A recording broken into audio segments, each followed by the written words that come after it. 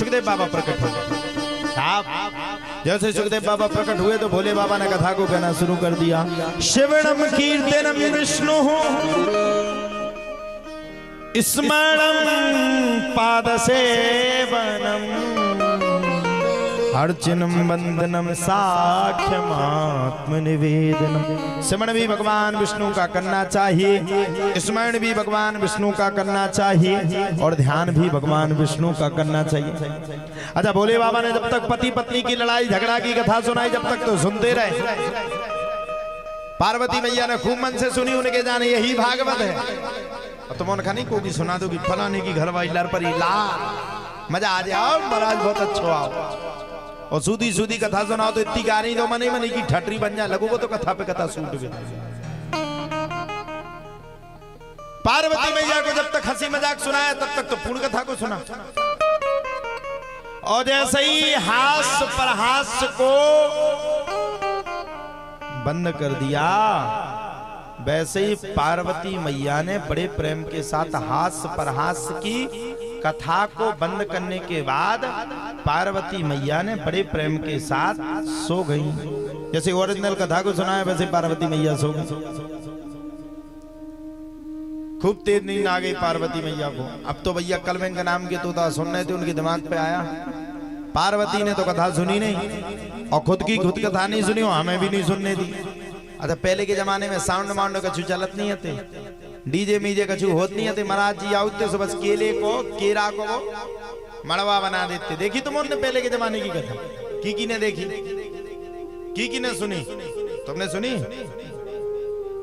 सुनी जजमान जी? तुम कहते सो रहे थे क्या? हाँ तुम मुंह अगाल रहे।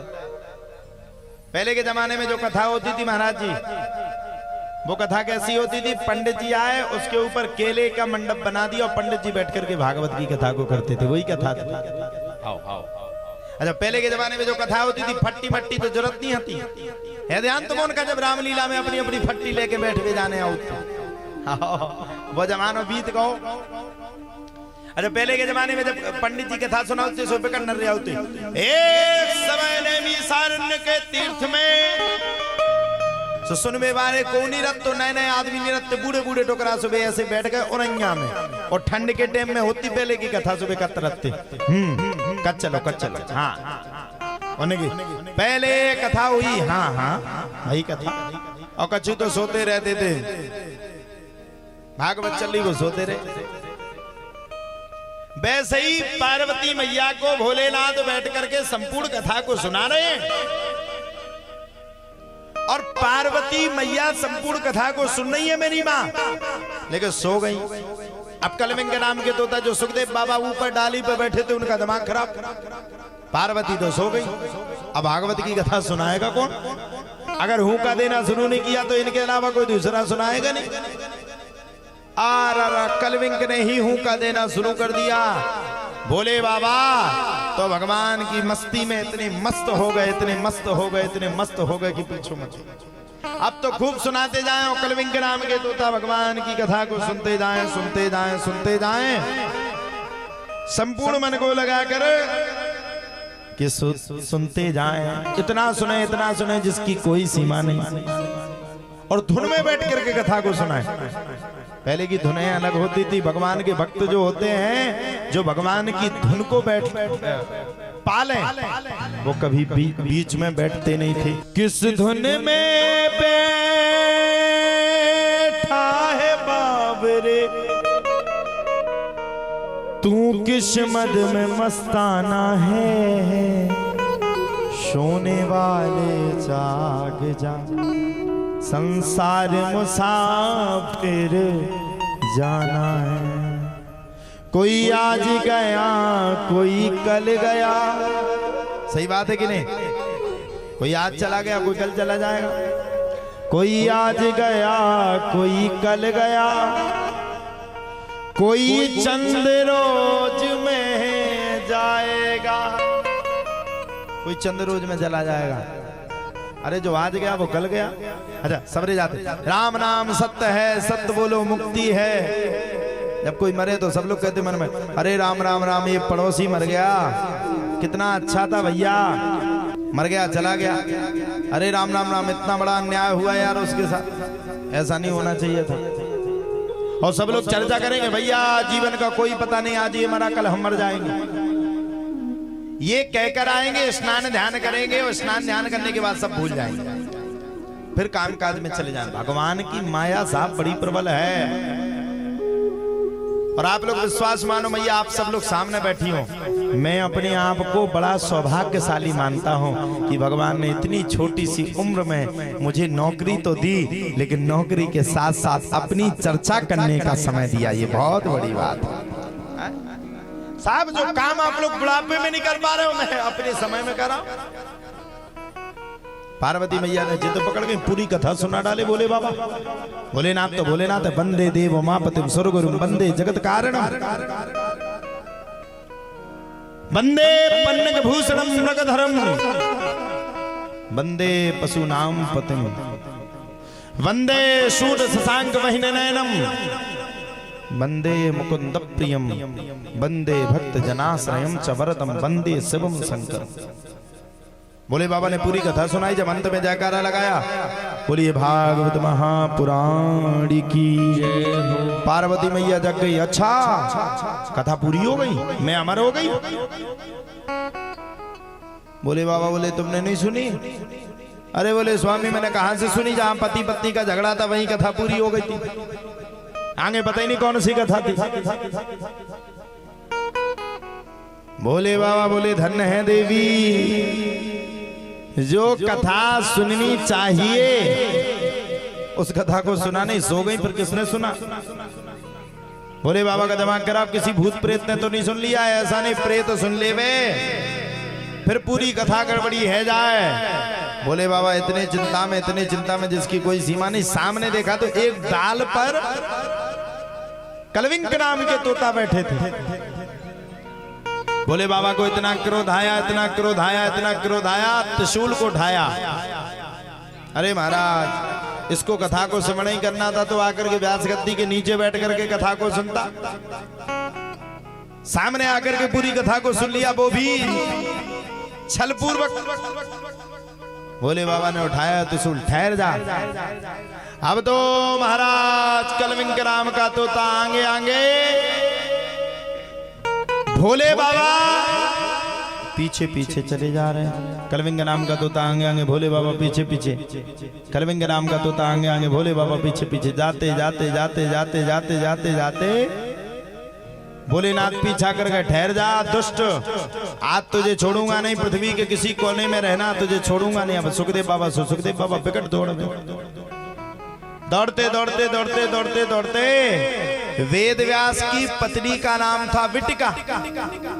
जैसी आप लोगों को अभी जमाई आ रही ना, हाँ तुम्हें क्या तो कैसे कहो तुम गुरु जी यहाँ सबको तो पाल ले। बहन जी कहती जमाई आ रही कि जा लग रही कि 16 घंटा हर 2 मिनट में।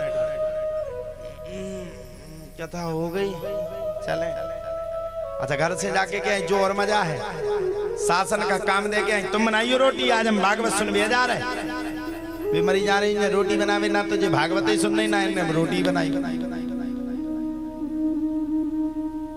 वेद व्यास की पत्नी बिटका को आ रही थी जमाई। अच्छा जैसे बिटका को जमाई आई तो बिटका का मुंह खुल गया, ऐसे मुंह खुल गया। जब बिटका का मुख खुला, कलविंग नाम के तोता सुखदेव महाराज घर में पहुंच गए तो भोले बाबा ने अपना त्रिशूल को गाड़ दिया। रुक जाओ, आने दो वेद व्यास को।